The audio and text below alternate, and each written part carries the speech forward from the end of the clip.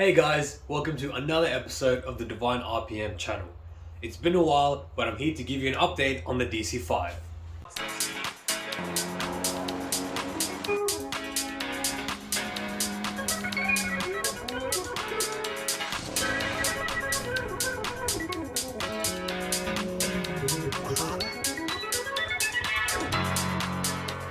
The last time we saw the DC5 on the channel was pulling the K20A3 out.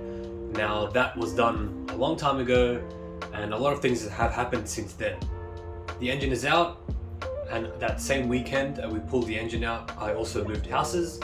So the car now sits outside, is all covered up with no engine and no gearbox inside.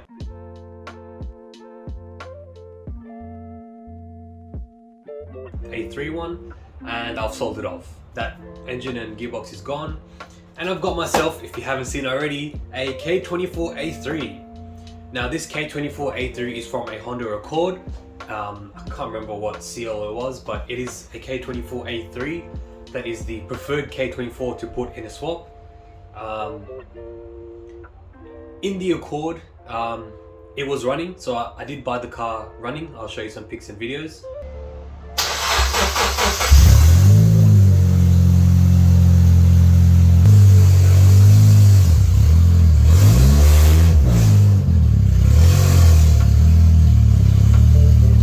But yeah, I bought the car running. It was a pretty damaged shell, not repairable. So I managed to bring it over here, and in this small space that I have, I pulled the K24 and with the gearbox out. As you can see, it is a very small spot. I've got some tools there, little bench here. I've got some tools in here and some tools in there.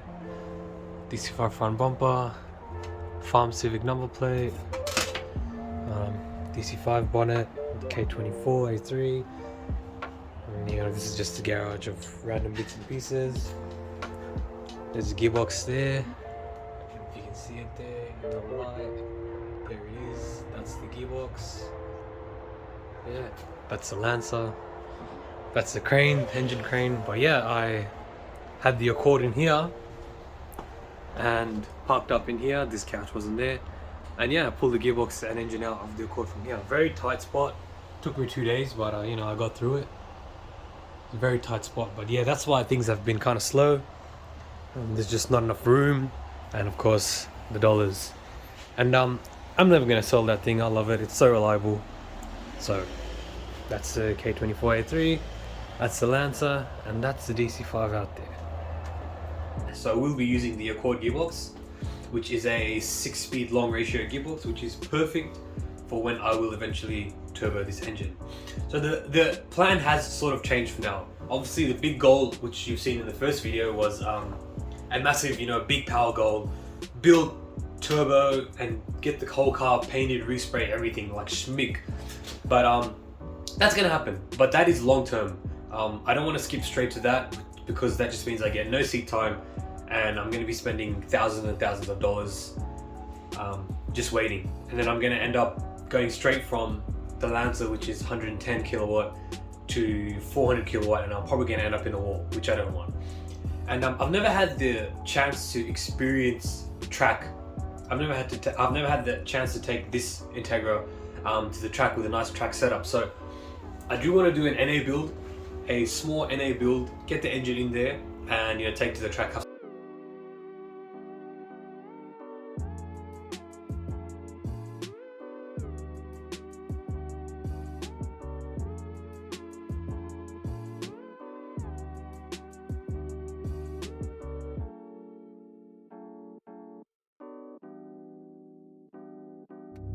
Alright guys, we're just moving the Accord.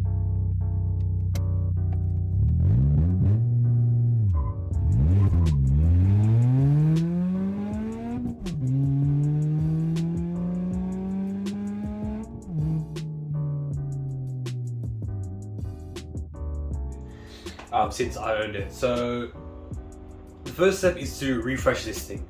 So I'm going to be doing a lot of updates, and I'll probably list it on screen or whatever because it is a lot. But I'm talking about, obviously the first most important thing is the oil pump, right?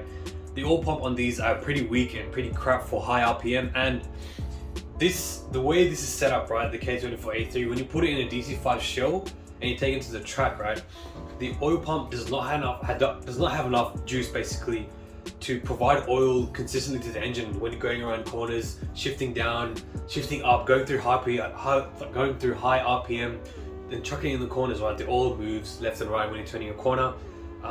Similar to what happens on an EJ, I've heard. But yeah, this oil pump, rubbish. Especially in a DC5 shell, and you're limited on RPM. So obviously I want to rev up to 9,000 and safely. So I've already ordered it. I just got to go pick it up. I'm pretty sure it's ready. I've ordered it from JDM Yard. It is a complete K20 PRB oil pump kit, which comes with the notch for the K24 block. It also comes with the chain and a couple other things that I need to change to make this work. Also, of course, 50-degree VTC timing gear, because I need to. With that, I never knew what it was before, but obviously I did my research and I called up JDM Yard. They really helped me out. But you need that 50-degree VCT to be able to tune VTEC properly, otherwise you're not going to be able to tune. I think the stock is 35, and that doesn't really help you. You can't really tune much of it. But also timing chain, tensioners, all of those things I will be replacing, and I will be showing you guys how to do that, because it will be a learning experience for me and for all of you guys.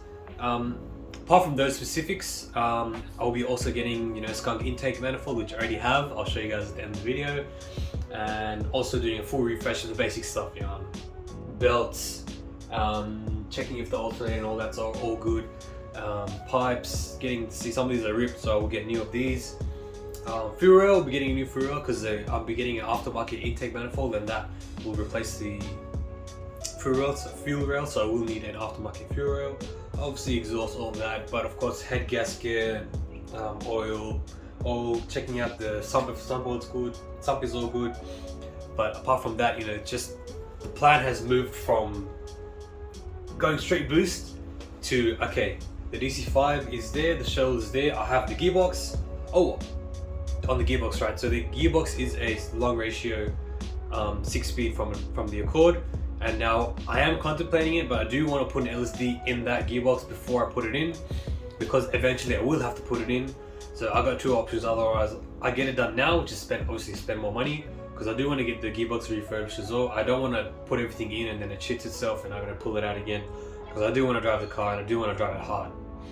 So if I can put an LSD in there while I'm getting it refurbished, I will do that. If not, I will get it refurbished, put it in as it is, and then when it's time to boost and take the motor out again, then I will get the gearbox built, get an LSD in there and have some fun with that. But for the time being, the plan is get this guy refreshed, K24A3, and get it back in the DC5. It's a very simple in terms of listing things, but actually doing it and the money to do it is a lot. So that is the next few steps, and I hope to see you guys soon in more videos talking about this. I'm so keen to get this started.